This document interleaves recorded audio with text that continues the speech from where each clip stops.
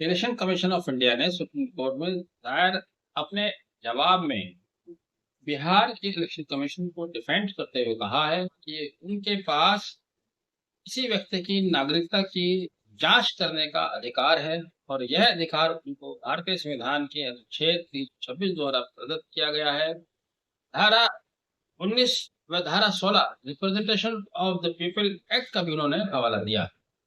जैसे कि आप जानते हैं कि इस समय बिहार में चुनाव से पहले एक एसआईआर नाम से मुहिम चलाई जा रही है इलेक्शन कमीशन के द्वारा, जिसके तहत वो वोटर से कह रहे हैं कि वह ये सिद्ध करें कि वह भारत के नागरिक हैं भी या नहीं। स्पेशल इंटेंसिव रिवीजन के नाम से चलाई जा रही इस मुहिम के विरुद्ध एक संस्था ने सुप्रीम कोर्ट के समक्ष याचिका दायर की है।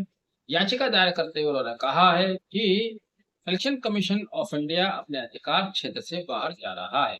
यह याचिका जो writ petition number 640/2025 association for democratic reform from election commission of India के नाम से सुप्रीम कोर्ट के समक्ष दाखिल की गई है।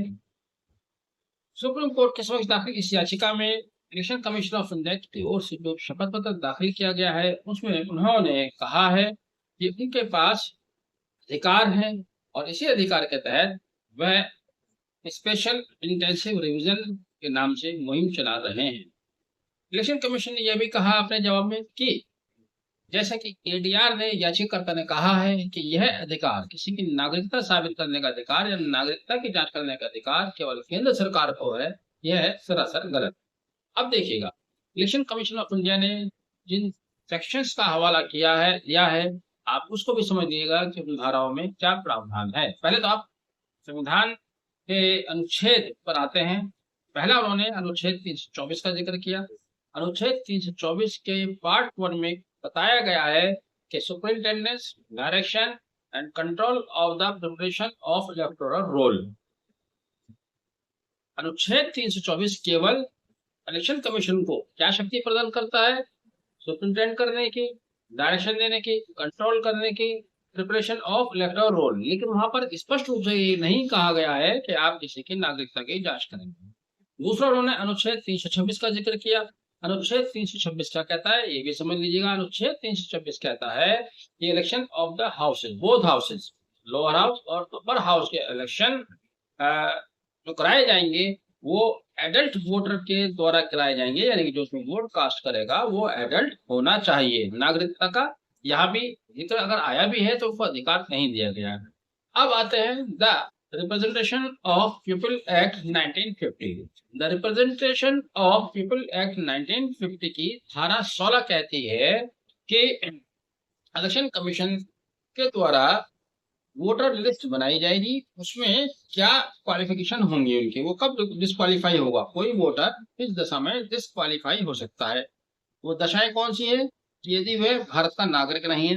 अगर वह भारत का नागरिक नहीं है तब वोटर नहीं हो सकता है, लेकिन नागरिक है या नहीं ये कौन तय करेगा, यहाँ पर उसका भी कोई जिक्र नहीं है। दूसरा कि वो अनसाउंड माइंड नहीं है। तीसरा है कि अगर वो उस समय उसको डिस्क्वालीफाई नहीं किया गया। ये धारा 16 the representation of the people act 1950 जिसका उन्होंने सहारा लिया है अपने शपथ पत्र में। तीसरी जो बात उसमें कही गई है वो है section 19। Section 19 representation of people act क्या कहती है? वो कंडीशन बताती है कौन कौन सी कंडीशन रिक्वायर्ड है। कंडीशन क्या है? पहली कि जो वोटर बनने जा रहा है, वोटर बनना चाहता है, उसकी आयु 18 साल से कम नहीं होनी चाहिए। दूसरी कंडीशन क्या है कि वो साधारण रूप से भारत का नागरिक होना चाहिए, रेजिडेंट होना चाहिए, निवासी होना चाहिए। अब भारत का निवासी होने के लिए, भारत का नागरिक होने के लिए हमारे पास सिटीजनशिप एक्ट है। सिटीजनशिप एक्ट के तहत किसी व्यक्ति की नागरिकता तय की जाती है कि भारत का ऑर्डिनरी रेसिडेंट है या नॉट ऑर्डिनरी रेसिडेंट है या नॉट रेसिडेंट है। लेकिन इलेक्शन कमीशन ऑफ इंडिया को जो धाराओं को उन्होंने सहारा लिया है, कहीं पर भी अधिकार नहीं दिया गया है कि वह किसी व्यक्ति की नागरिकता की जांच करेंगे। उनका कार्य तो यदि कोई व्यक्ति नागरिकता का प्रमाण पत्र लेकर आता है, उस प्रमाण पत्र के आधार पर उसको वोटर बनाना है, वोटर लिस्ट में शामिल करना है, उसका सुपरविजन करना है, उसका सुपरिंटेंडेंट करना है, जैसे कि धारा 16 में या अनुच्छेद 324 में कहा गया है। बहरहाल अभी उनकी तरफ से जवाब दिया गया है। आगे उच्चतम न्यायालय इस पर क्या निर्णय करता है वह समय बताएगा। फिलहाल आपने वीडियो आखिर तक देखा। पसंद आए तो आगे शेयर भी कीजिएगा और अपने विचार भी जरूर व्यक्त कीजिएगा। वीडियो आखिर तक देखने के लिए thank you, have a nice day.